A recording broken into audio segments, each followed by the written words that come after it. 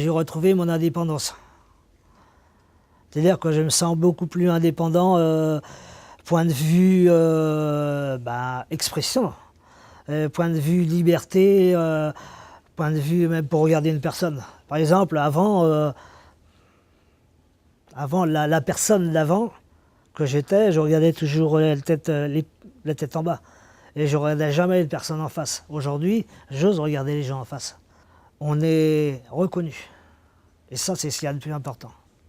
Le but de l'association, donc, c'est d'aider les personnes à devenir autonomes en travaillant les savoirs de base. Envol existe depuis 1990.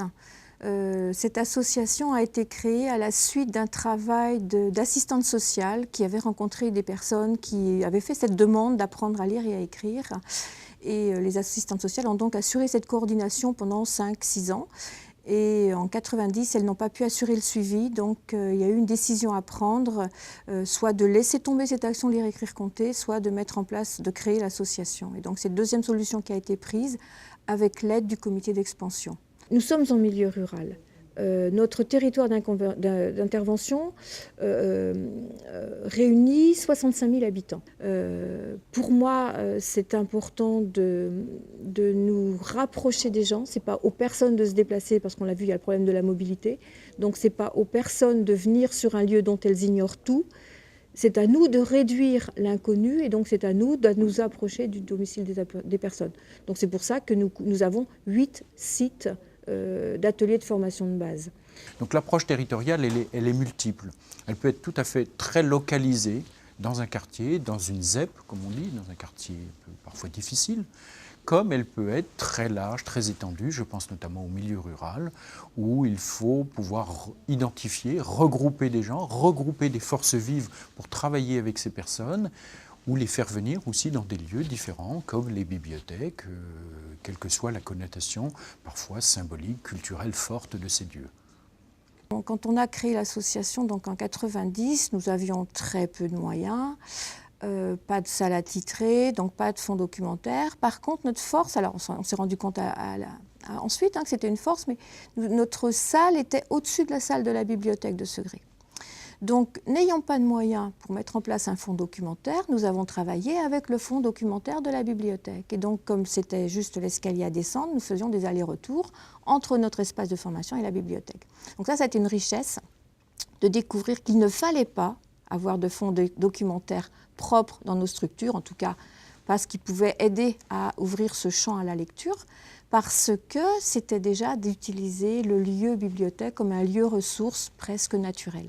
Alors, sur la ville de Segré, en 1999, s'est ouverte la médiathèque qui a utilisé les locaux d'une ancienne usine désaffectée et la commune, de façon très intelligente, a profité de ces espaces pour implanter la bibliothèque d'un côté et également les locaux de l'association Envol de lutte contre l'illettrisme. Par ailleurs, la DRAC, dans le cadre du plan régional de lutte contre l'illettrisme, a mis en place, avec le soutien du Centre national de la fonction publique territoriale et du CAFOC, qui est le Centre académique de formation continue, 2 actions de sensibilisation autour de la lutte contre l'illettrisme. D'une part, à direction des bibliothécaires pour qu'ils connaissent mieux le milieu de l'illettrisme et notamment les associations qui travaillent autour de ce domaine, et d'autre part, une action de formation à destination de ces associations pour qu'elles connaissent mieux les bibliothèques et puissent mieux travailler à partir d'une image renouvelée de ces lieux, avec elles sur des projets très concrets de médiation autour du livre et de la lecture dans ces lieux.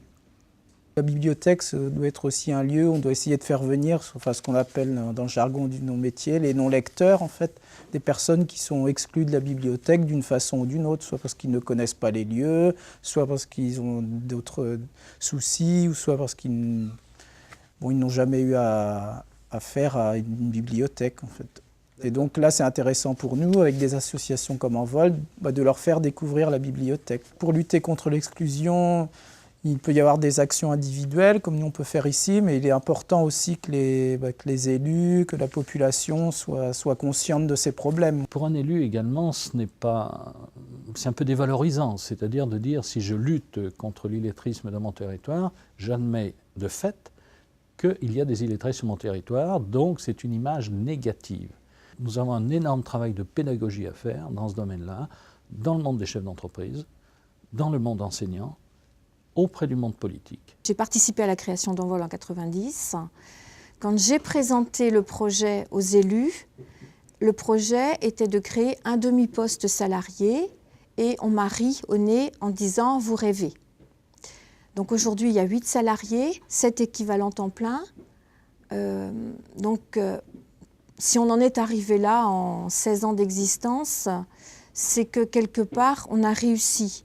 Le comité d'expansion fait prendre la mayonnaise, c'est-à-dire le comité d'expansion en lui-même n'est pas acteur, mais il connaît les différents acteurs et le rôle du comité d'expansion a été d'une part de contacter l'entreprise Envol, mais de trouver une entreprise réceptive à cette action et ensuite d'avoir une sensibilisation auprès du monde politique pour que cette action soit financée. Donc le rôle du comité d'expansion a été de faire prendre les ingrédients entre eux. La demande des gens, elle est d'abord fonctionnelle, elle est d'abord pratique. Parce que les apprenants nous disent quelquefois, de toute façon, je ne sais pas ce que je ne sais pas. Autrement dit, si je ne sais pas lire, je ne sais pas ce que la lecture peut me permettre. Quand on va en vol, on nous demande qu'est-ce qu'on a besoin. C'est-à-dire que moi, au début, j'ai dit, je veux réapprendre le français, je veux réapprendre l'orthographe, je veux réapprendre les maths. On avait... Et quand c'est comme ça, après, on demande plein de choses. Quand je lis en ce moment, c'est comme si j'étais plongé dans le livre. C'est comme si je vivais le vécu de la personne.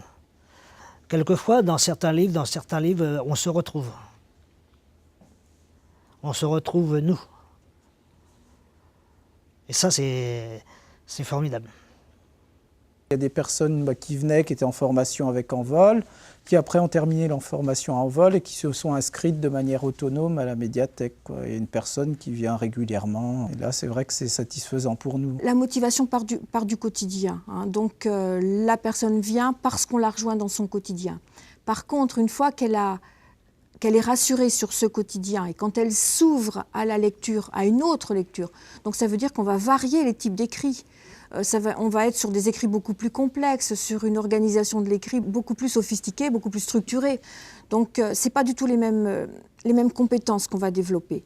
Mais la personne qui éprouve le besoin d'apprendre à lire pour s'informer, apprendre à lire pour son plaisir, ou apprendre à lire pour se former, du coup, elle devient... elle a un appétit d'apprendre qui est extraordinaire. Et elle est en mesure, quand elle arrive à ce stade-là, d'apprendre partout, y compris en dehors des ateliers de formation. J'ai appris à lire en 10 mois. Mais avant les 10 mois, j'ai commencé à lire Michelet. Les Cailloux bleus, j'ai lu Les Mondes sauvages, j'ai lu... je n'en peux plus. Qu'est-ce que ça m'a apporté ? Je crois que ça m'a apporté l'envie de continuer à lire des livres comme ça, des beaux livres, des belles histoires, des choses très intéressantes. Aller dans un musée et lire quelque chose, comme c'est l'histoire d'un château ou l'histoire des choses, j'aurais jamais pensé que ça m'aurait intéressé comme ça m'intéresse aujourd'hui, quoi.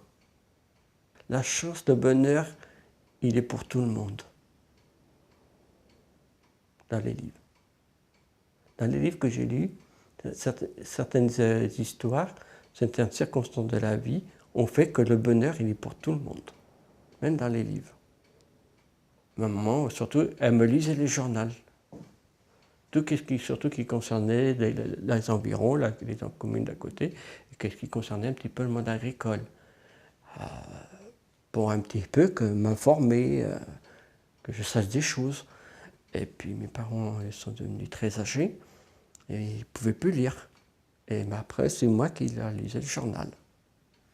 C'était une satisfaction, quoi, mes parents et mes frères et sœurs. L'émotion qu'on pouvait tirer d'un livre, l'histoire, je ne sais pas comment dire, mais... Et puis qu'on a envie d'en lire d'autres surtout. Et puis quand on va dans une bibliothèque, qu'on va quelque part, on va regarder des livres, on feuille 1 ou 2 pages, et puis on regarde si ça nous plaît. Je sais pas, j'aime bien maintenant ces choses-là. Et ça, on ne le savait pas, ça, par contre. Et si je n'avais pas appris à lire, je ne l'aurais jamais su.